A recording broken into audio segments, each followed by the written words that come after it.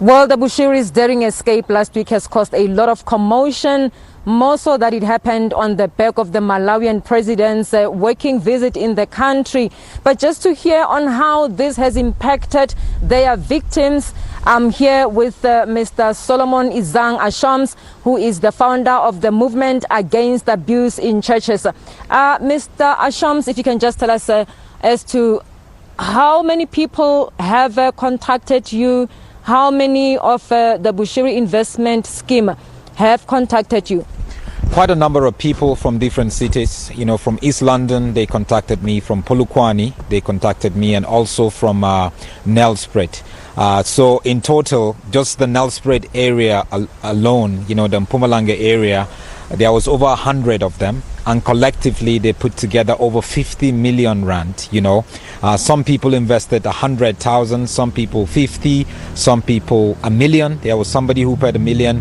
A lot of them actually cashed on their pension money. Some of them retired from their job and invested because they were made to believe that once you put in money there, the benefit is enormous, and it's coming from their prophet, from their men of God. So they obviously believed it.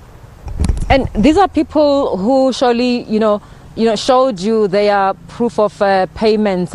How has this really affected their livelihood?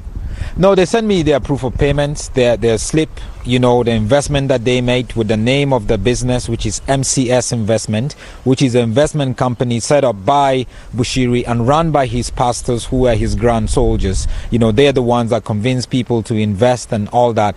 And for a lot of them, it has affected them in so many different ways. Some of them, they've lost their houses. They have lost their cars. Some of them has become sick, you know. Some of them are under depression. You know, there's a lady who actually got a stroke because she lost everything that she had.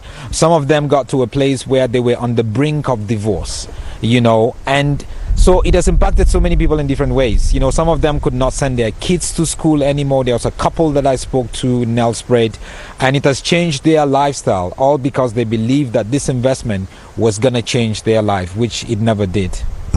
Have you been able to, contact some of them ever since the Bushiri's escape, and how do they feel about this?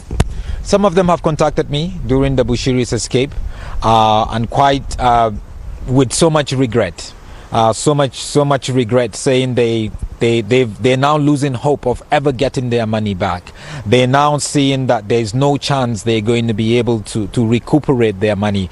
And some of them also, some of the girls that were sexually abused by him, that had reported to me over the years, and they were seeking justice. He raped them, he sexually abused them, but now, you know, there is just no hope for them. So they're very disappointed, obviously, and they have to kind of like pick their lives up and start all over again.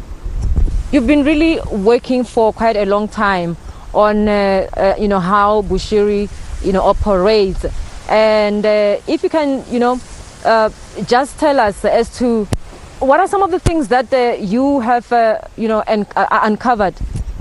Well, I've been investigating Bushiri and following him for the last 4 or 5 years. You know, it all started when I started getting complaints around him. Obviously, a lot of the miracles and prophecy that he does, we know all those are fake. They're not real.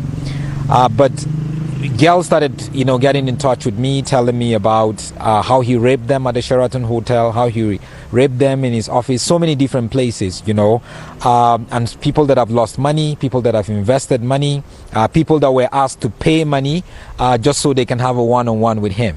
People that paid 10,000, and I remember this girl very well. Actually, she got in touch with me, didn't know her from anywhere, and she said she wanted to show me something about Bushiri, and I went to her and I met her, and she showed me a baby, a 6-month-old baby. She said that's Bushiri's baby, and I didn't know her from anywhere. She contacted me because Bushiri wasn't taking care of her and the baby anymore. He wasn't paying their rent, he wasn't giving them monthly allowance to take care of themselves, and I had to report that to the CRL commission, and because of that, obviously, he started taking care of the baby. And there are other girls that went to visit one time, and he would prophesy and say no, he wants to see them one-on-one, and they go, and then he rapes them. It has damaged them. People have lost money, people have lost almost everything they have. you know. And over the years, that's what I saw over and over again. You know, forex business, investment schemes, put in money, and that was how he made money. Obviously, he isn't a good businessman. He only stole from the poor. Now,